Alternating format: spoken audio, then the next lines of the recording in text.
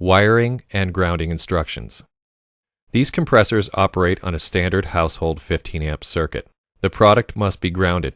Grounding reduces the risk of electrical shock by providing an escape wire for the electric current in the event of an electric short circuit. The compressor is equipped with a cord that has a grounding prong. It will fit in one of the common outlet types.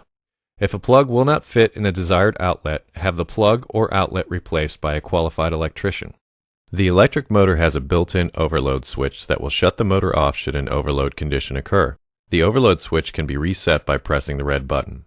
If the overload switch trips repeatedly, find and correct the root cause of the problem. We recommend using additional air hose rather than an extension cord. Some of the motors used on Campbell Hausfeld cast iron air compressors are dual voltage and can be connected for either 120 volts or 240 volts. Portable air compressors will ship from the factory connected for 120 volts. To connect for 240 volts, refer to the connection diagram on the motor nameplate and consult with a qualified electrician to make the conversion. The 120 volt plug furnished with the compressor must be changed to a 240 volt plug. Plugs and receptacles. Make sure the product is connected to an outlet having the same configuration as the plug. The receptacles must be connected to circuits rated to carry at least the voltage and the amperages shown. Piping. Any tube, pipe, or hose used must have a pressure rating higher than 150 psi. Minimum recommended pipe size. Up to 50-foot lengths, use 1/2 inch. Greater than 50 foot, use 3/4 inch. Larger diameter pipe is always better. Lubrication. These compressors require oil.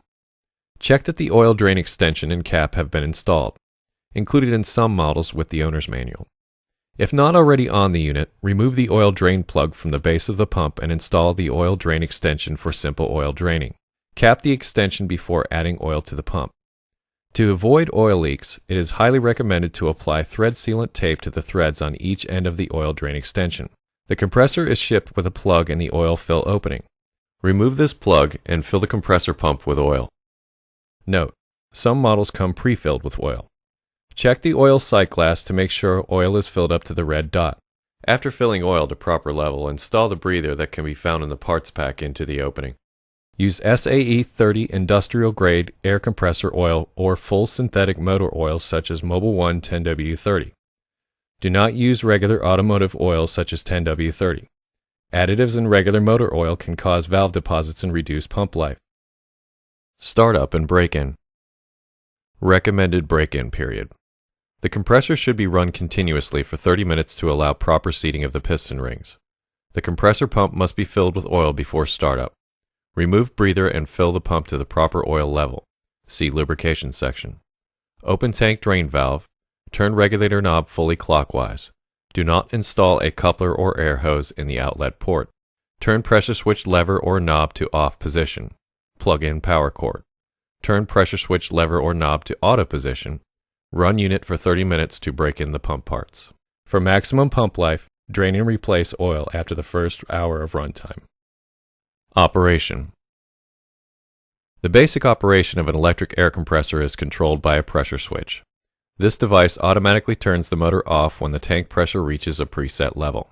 After the air is used from the tank and drops to a preset low level, the pressure switch automatically turns the motor back on. There are two gauges on the unit. The tank pressure gauge is located behind the pressure switch. The outlet pressure gauge is located to the left of the pressure switch. Turning knob to the right increases pressure, and to the left decreases pressure. Compressor will build to a maximum preset pressure and shut off. Note: this unit is set for 135 maximum psi. In the event the compressor does not automatically shut off at the preset pressure, the safety valve will activate to prevent excessive pressure from building in the tank. Turning regulator knob clockwise will cause air to bleed off. Compressor will restart at preset pressure. Turn pressure switch lever or knob to off position. Unplug the power cord. Slowly turn regulator knob clockwise to allow all air pressure to be released. Do not proceed to the next step until the tank pressure reaches zero. Attach your air hose to the outlet port of the regulator. A coupler is recommended. Attach your air tool to the other end of the hose. Plug in power cord. Turn pressure switch lever to auto position.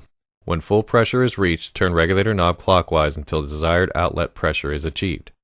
After use, turn pressure switch lever or knob to the off position.